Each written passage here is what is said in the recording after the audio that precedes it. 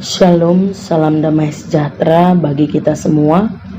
Saudara-saudari yang terkasih di dalam nama Tuhan Yesus Kristus, sebelum kita mendengarkan firman Tuhan yang jadi renungan minggu ini, mari kita bersatu di dalam doa. Kita berdoa. Bapa yang baik, terima kasih untuk hari ini, untuk penyertaan-Mu dalam kehidupan kami. Kami merasakan cinta kasih-Mu dalam hidup kami, yang terus menemani kami dan memampukan kami dalam menjalani kehidupan ini. Bapa yang baik, kami mau mendengarkan sebagian daripada firman Tuhan. Biarlah Roh Kudus-Mu boleh menyiapkan hati kami untuk mampu mendengarkan firman-Mu, mengerti firman-Mu, dan melaksanakan firman-Mu dalam kehidupan kami sehari-hari. Berfirmanlah ya Tuhan, karena kami siap untuk mendengarkannya. Di dalam nama anak-Mu Yesus Kristus, kami berdoa dan mengucap syukur. Amin. Saudara-saudari yang terkasih di dalam nama Tuhan Yesus Kristus, firman Tuhan yang jadi renungan kita pada hari ini diambil dari Yosua 1 ayat 5 sampai dengan ayat yang ke-9. Dalam Yosua pasal 1 ayat 5 sampai dengan ayat yang ke-9 berkata demikian bagi kita semua. Seorang pun tidak akan dapat bertahan menghadapi engkau. Seumur hidupmu seperti aku menyertai Musa, demikianlah aku akan menyertai engkau. Aku tidak akan membiarkan engkau dan tidak akan meninggalkan engkau. Kuatkanlah dan teguhkanlah hatimu, sebab engkaulah yang akan memimpin bangsa ini memiliki negeri yang kujanjikan dengan bersumpah kepada nenek moyang mereka untuk diberikan kepada mereka. Hanya kuatkan dan teguhkanlah hatimu dengan sungguh-sungguh, bertindaklah hati-hati sesuai dengan seluruh hukum yang telah kuperintahkan kepadamu oleh hambaku Musa. Janganlah menyimpang ke kanan atau ke kiri, supaya engkau beruntung kemanapun engkau pergi. Janganlah engkau lupa memperkatakan kitab Taurat ini, tetapi renungkanlah itu siang dan malam, supaya engkau bertindak hati-hati sesuai dengan segala yang tertulis di dalamnya. Sebab dengan demikian perjalananmu akan berhasil dan engkau akan beruntung. Bukankah telah kuperintahkan kepadamu? Kuatkan dan teguhkanlah hatimu. Janganlah kecut dan tawar hati, sebab Tuhan Allahmu menyertai engkau kemanapun engkau pergi. Amin. Sedemikian jauh firman Tuhan yang jadi renungan kita pada hari ini. Saudara-saudari yang terkasih di dalam nama Tuhan Yesus Kristus, pada hari ini, pada minggu ini, tanggal 12 September 2021, Permata GBKP genap berusia 73 tahun. Dan di tahun ini, tema tahun pelayanan kita adalah generasi muda yang menjadi berkat. Saudara-saudari yang terkasih di dalam nama Tuhan Yesus Kristus, seringkali orang-orang muda menjadi orang-orang yang dinomorduakan karena dianggap begitu banyak kekurangan dalam orang-orang muda. Kurang dalam pengalaman, kurang dalam pengetahuan, dan juga kurang dalam emosional. Artinya kebanyakan orang-orang muda dianggap dan diremehkan dalam segala aspek kehidupan, terlebih-lebih juga dalam kehidupan pelayanan. Saudara-saudari yang terkasih di dalam nama Tuhan Yesus Kristus, menarik hari ini yang menjadi tema kita adalah yang muda yang pemimpin. Hari ini kita merenungkan firman Tuhan dan kita belajar dari kehidupan seorang Yosua dalam kehidupan pelayanan dan juga kepemimpinannya. Saudara-saudari yang terkasih di dalam nama Tuhan Yesus Kristus, pada saat itu yang menjadi bahan renungan kita adalah bagaimana seorang Yosua dipilih Tuhan untuk memimpin bangsa Israel menduduki tanah Kanaan. Dalam bahan renungan kita, khususnya dalam judul perikop, bagaimana perintah Tuhan kepada Yosua untuk memulai pelayanan dan juga kepemimpinannya. Ada 3 hal yang ingin dinasehati, yang ingin diperintahkan Allah kepada Yosua pada bahan renungan kita hari ini. Yang pertama adalah supaya Yosua dapat menguasai hatinya. Karena perintah Allah kepada Yosua sebelum menguasai Kanaan adalah menguasai hati terlebih dahulu. Tuhan memberikan perintah kepada Yosua untuk menguatkan dan meneguhkan hatinya. Apakah arti dari kuatkanlah hatimu? Kuatkanlah hati ini bersinonim dengan berani, tidak takut dan yakin. Dan ada hal yang penting yang perlu kita perhatikan mengenai kekuatan hati ini, di mana kita tahu bahwa ketika kita merasakan kehidupan kita baik-baik saja, kita tidak perlu menguatkan hati kita. Kita juga pasti perlu menguatkan hati ketika keadaan kita tidak baik-baik saja. Kita tidak perlu menguatkan hati di saat kita dalam situasi liburan, senang-senang, mendapatkan banyak uang. Tetapi kita sangat perlu untuk menguatkan hati pada saat kita mengalami masalah-masalah atau sedang dalam tekanan. Perintah Allah kepada Yosua untuk menguatkan hati ini datang kepada Yosua karena saat itu Yosua sedang kecut, takut, gentar. Kalimat kuatkan dan teguhkanlah hatimu ini diulang oleh Allah sebanyak 3 kali dalam pasal yang pertama ini.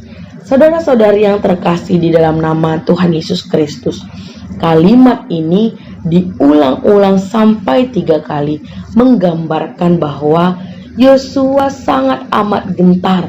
Dia sangat takut karena Tuhan menunjuk dia untuk menggantikan Musa memimpin bangsa Israel. Kalau kita bisa melihat siapakah seorang Yosua, Yosua bukan seorang penakut, karena dia adalah seorang yang pemberani.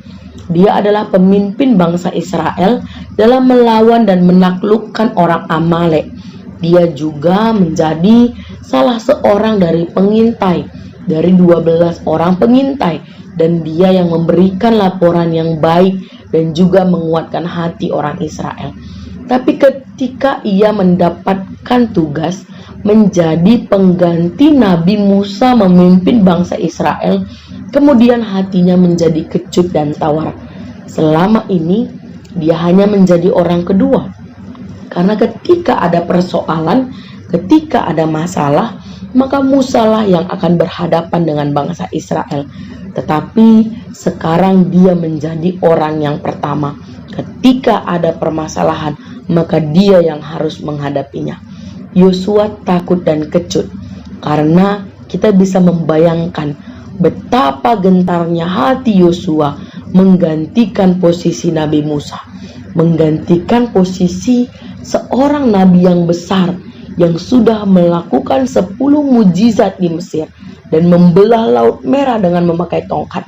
Kita bisa membayangkan betapa groginya Yosua menggantikan Musa yang memiliki hubungan yang sangat amat dekat dengan Allah, dan juga ia menggantikan Musa memimpin bangsa Israel memasuki tanah Kanaan, memimpin bangsa yang sering menggerutu, bersungut-sungut, memberontak kepada Tuhan. Dan saat ini Allah mempercayakan dirinya yang memimpin bangsa Israel untuk memiliki tanah Kanaan.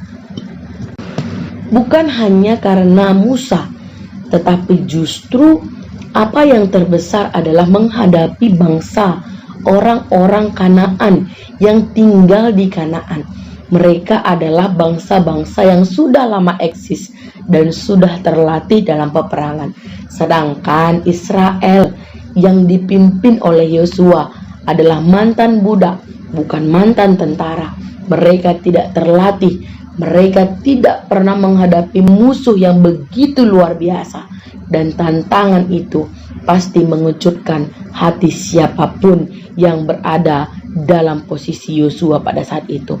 Oleh sebab itu, saudara-saudari yang terkasih, ketakutan yang dirasakan oleh Yosua ditetapkan kembali, diberikan penguatan oleh Allah dengan jaminan bahwa sebab Tuhan Allahmu menyertai engkau kemanapun engkau pergi.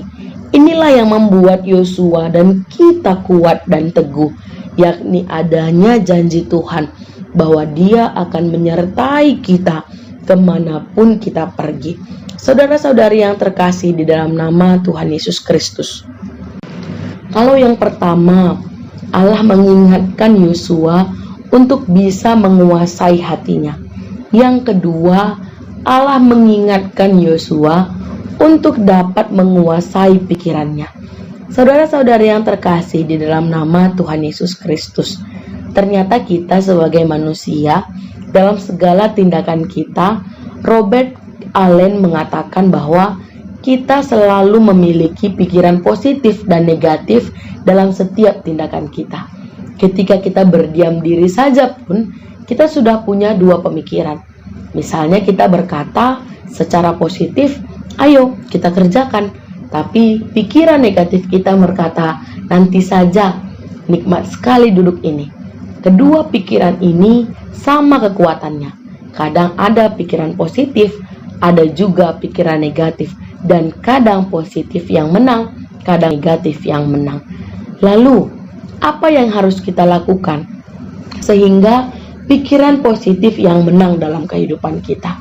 Saudara-saudari yang terkasih di dalam nama Tuhan Yesus Kristus, kita harus terus mengingatkan, kita harus terus menegur, kita harus terus memberikan kekuatan kepada pikiran-pikiran positif kita dengan cara bagaimana menguasai pikiran, yaitu dengan cara mengisi pikiran kita dengan firman Tuhan, mengisi firman Tuhan ke dalam otak kita.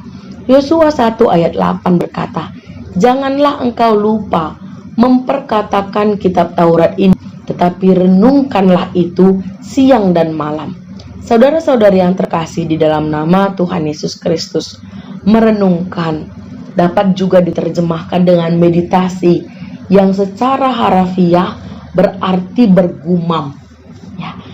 Yosua 1 ayat 8 berkata, janganlah engkau lupa memperkatakan kitab Taurat ini, tetapi renungkanlah itu siang dan malam. Merenungkan firman Allah berarti bergumam firman Allah kepada dirinya sendiri. Yang memikirkan firman Allah, mengulangi firman Allah kepada dirinya sendiri, dan menerapkan firman itu dalam segala bidang kehidupan kita. Jadi merenungkan berarti mempelajari sebuah bagian dari kitab suci, menghafalnya, membawanya dalam doa, dan berusaha melakukan itu sepanjang hari. Bagaimana caranya? Kita bisa ingat sejenis hewan peliharaan, hewan ternak, yaitu sapi, yang ketika dia makan rumput pagi hari, kemudian dia duduk, dia kembali mengeluarkan dan mengunyahnya berulang-ulang, menyerap setiap gizi dari rumput tersebut. Nah, demikian juga kita sebagai orang-orang percaya, dalam membaca firman Tuhan, kita membaca, merenungkannya, menggumamkannya, mengunyahnya kembali, kemudian mengaplikasikannya. Dan juga dalam pengaplikasian kita renungkan bagian demi bagian, kita bicarakan itu dalam kehidupan kita sehari-hari. Oleh sebab itu, saudara-saudari yang terkasih, kita bukan hanya sekedar soal bagaimana menyampaikan, memperkatakan, tetapi justru dalam kita merenungkan, menggumamkannya bagi diri kita sendiri. Itulah yang diingatkan, supaya pikiran kita diisi dengan pikiran-pikiran positif, sehingga ketika ada pikiran negatif yang berusaha menguasai kita, pikiran positif jauh lebih berkuasa dari pikiran-pikiran negatif kita. Yang ketiga yang diingatkan oleh Allah kepada kita, untuk dapat menguasai tindakan kita agar sesuai dengan firman Tuhan. Kalau tadi menguasai hati, lalu kemudian menguasai pikiran, lalu apa yang akan kita lakukan? Tindakan-tindakan kita juga harus dapat menguasainya. Kata Yosua 1 ayat 8, janganlah engkau lupa memperkatakannya, tapi renungkanlah itu siang dan malam, supaya engkau bertindak hati-hati sesuai dengan segala yang tertulis di dalamnya. Sebab dengan demikian perjalananmu akan berhasil dan engkau akan beruntung. Saudara-saudari yang terkasih di dalam nama Tuhan Yesus Kristus, ketika pikiran positif yang menang, ketika hati kita juga kita dapat kuasai dalam perbuatan kita, kita juga dapat lebih hati-hati.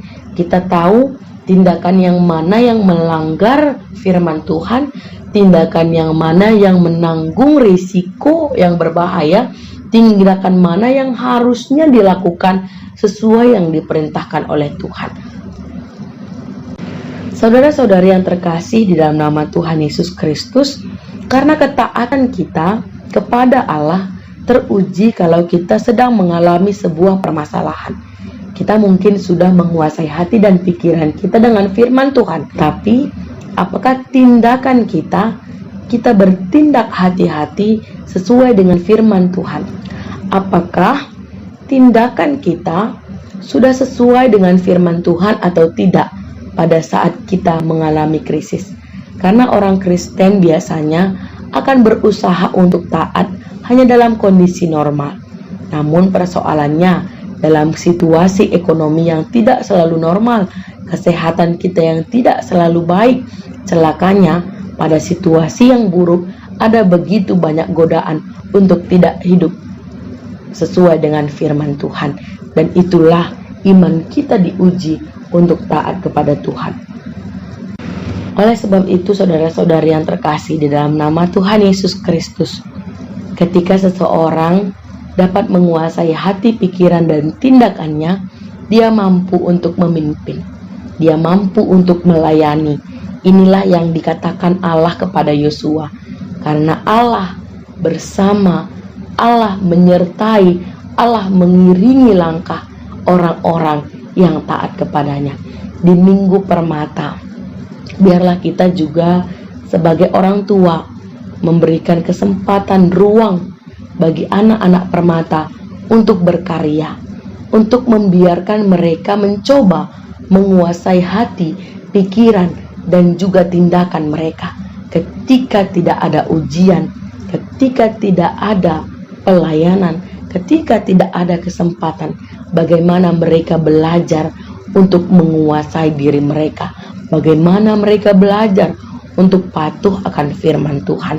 Dan orang-orang muda, permata-permata GBKP, biarlah terus berkarya dalam segala kekurangan, dalam segala ketidakadanya pengalaman, dalam segala ketidakmampuan, punya waktu, punya kesempatan, punya tenaga, tidak punya uang, tapi kita mau, kita yakin dan percaya orang-orang muda luar biasa dalam pelayanan. Biarlah hari ini kita boleh sungguh-sungguh diberkati Tuhan dalam pelayanan yang akan kita lakukan, orang muda yang menjadi berkat. Amin, kita berdoa. Bapa yang baik, kami mengucap syukur untuk firman yang luar biasa yang kami dengar hari ini. Biarlah firman-Mu Tuhan hidup dalam kehidupan kami dan berbuah dalam hidup kami sehingga menjadi berkat bagi orang lain. Dalam nama Yesus Kristus kami berdoa dan ucap syukur. Amin.